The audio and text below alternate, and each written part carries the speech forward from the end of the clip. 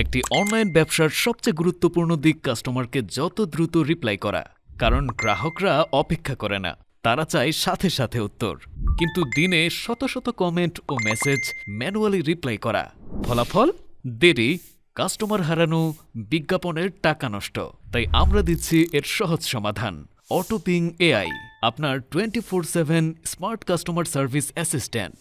একবার ব্যবসার তথ্য ইনপুট করুন আর মুহূর্তেই গ্রাহককে রিপ্লাই দেবে অটোপিং এআই।